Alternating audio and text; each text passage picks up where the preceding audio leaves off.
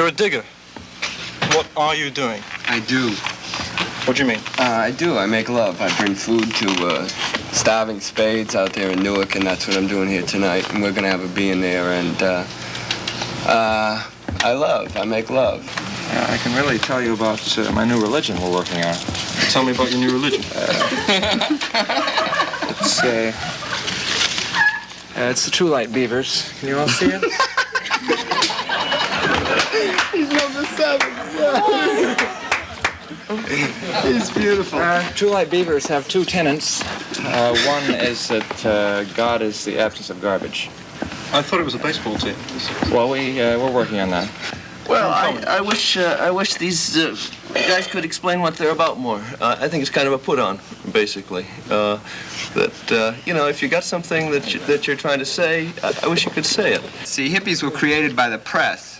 I mean, it was created from outside. It was a thing masked by the media, right? A love thing, a white thing, like the Spade said. It's a white thing. I'm not a hippie. Hippies are fags. Sorry about that. What's so different about what you see under this long hair than what you see behind one of the cameras, who are groovy guys? Like, I played baseball. I'm a Boy Scout. My father was a Scoutmaster. This is a riff, man. You know, it really is. I'm wearing my hair long because somebody else is, and I want to please them, right? Like Brian Epstein, who is started this long hair in England, man.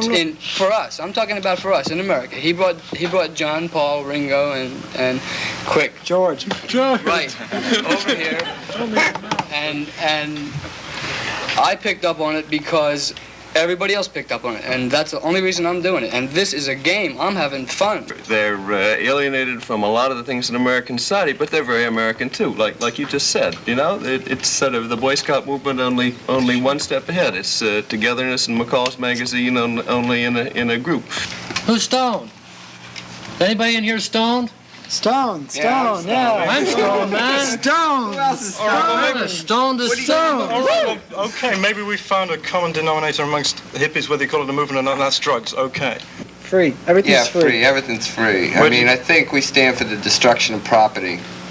What will come out of the destruction of property? That's pure Karl Marx. Are you communist? Well, am I communist? I don't know. See, I guess in a way I am, because communist? we were standing in Harvard Square passing out poems, and some cat come up and call us a communist and punch us all in the mouth. So I guess I am a communist too, right? This medium destroyed the use of the word. I can't tell my girl I love her anymore because, like, she's seen that in 500 John Wayne movies, man.